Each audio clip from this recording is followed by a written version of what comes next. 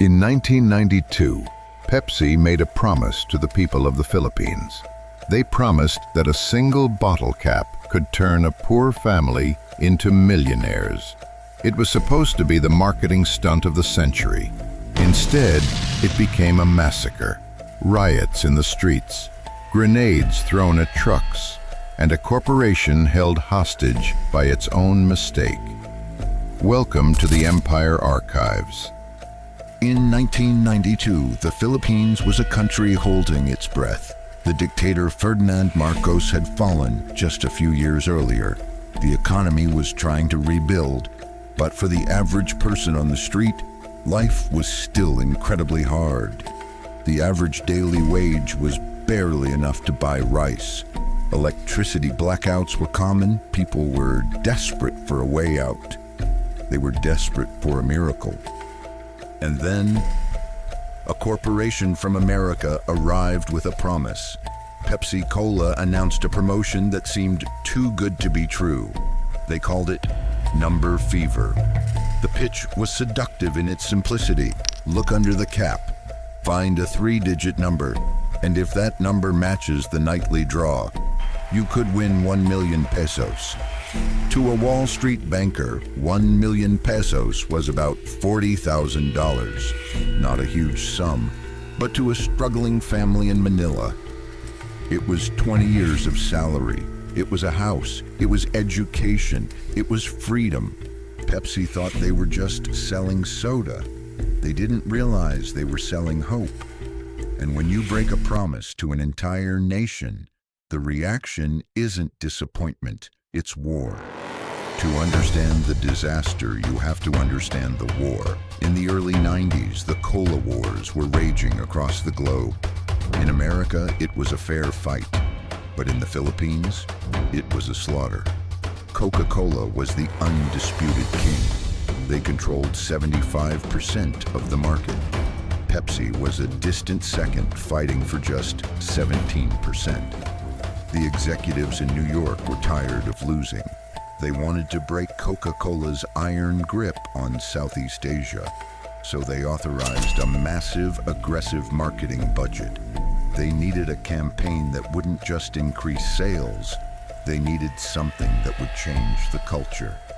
They looked at what worked in other developing nations. They saw that in Latin America, number fever lotteries had been a massive hit. So they brought the concept to the Philippines. They hired a sophisticated Mexican consulting firm called D.G. Jones to manage the numbers. This is important. Pepsi didn't just print numbers randomly.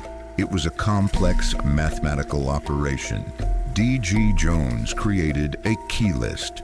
They selected 60 specific number combinations that would be the non-winners.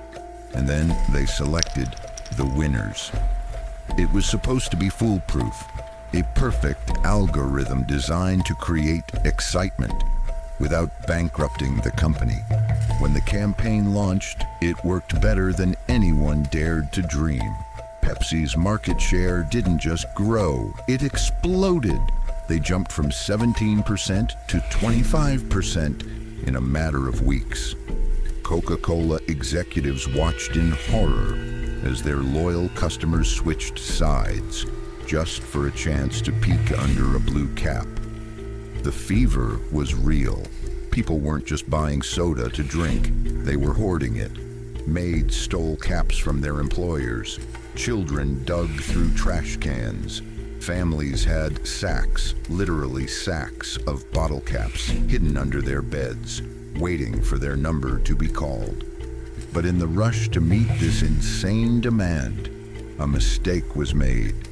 D.G. Jones, the consulting firm, sent a list of non-winning numbers to the factory. One of those numbers was 349. It was never supposed to be a winner. Because of that, the factory was told to print it freely. They stamped the number 349 on 800,000 bottle caps. 800,000 ticking time bombs sent out to every corner of the archipelago. May 25th, 1992. The promotion was ending. It was the night of the grand draw. Pepsi had already extended the contest once because it was so popular, but tonight was the finale. Millions of eyes were glued to Channel 2. The host announced the winning number, 349. At first, there was silence, and then a roar that shook the islands. Normally, in a contest like this, you expect one or two winners. But that night, thousands of people looked down at their caps and realized they were rich.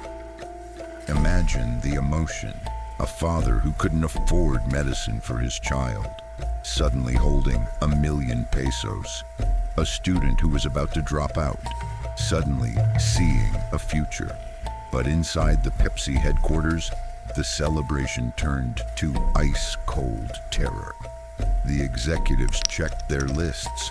349 was a non-winning number. It wasn't supposed to be called.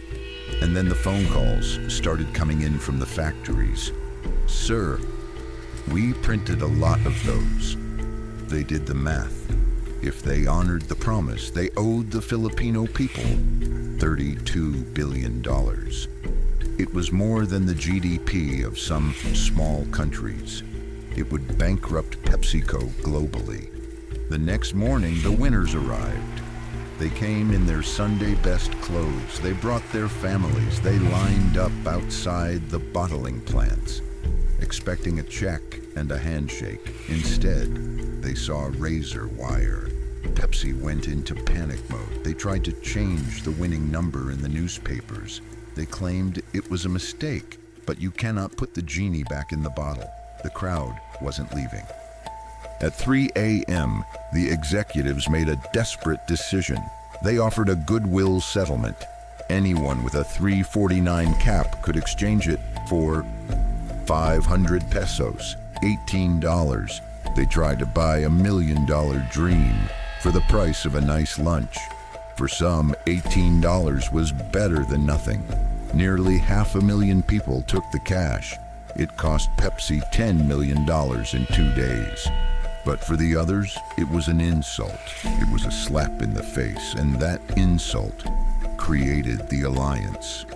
Enter Vicente del Fierro. He wasn't a businessman. He was a preacher, a quiet man who became the voice of the rage. He organized the 349 Alliance. This wasn't just a mob anymore. It was a political movement. They collected money from members to hire lawyers.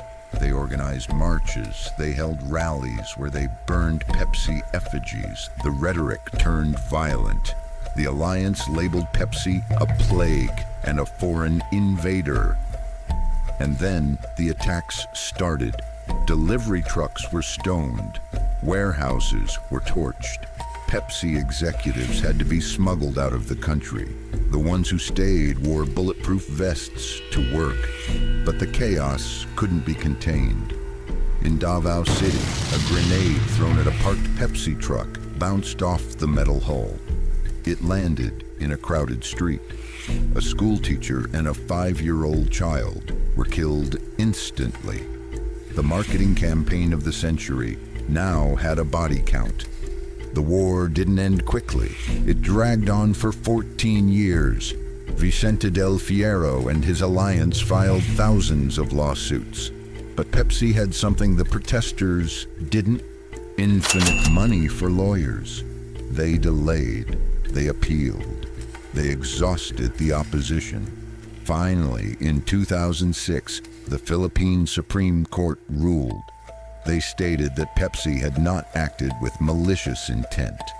It was, legally speaking, just a glitch. Pepsi was absolved of the $32 billion debt. Pepsi survived. They rebuilt their market share. The trucks started running again. Today, if you go to Manila, you can buy a Pepsi for a few pesos. But if you talk to the older generation, they haven't forgotten. There are still people holding on to those 349 caps. Old, rusted, worthless pieces of metal. They keep them not because they think they will win, but as a reminder of the time a giant company promised them the moon. and gave them $18. Today, the number fever is taught in business schools as a tragedy of errors. It is a dark reminder that when corporations play with human hope, the price is often paid in blood. If you want to explore more stories of business disasters and corporate collapse, make sure to subscribe to the archives. We have many more files to open. I'm James Tudor, and this is Empire Archives.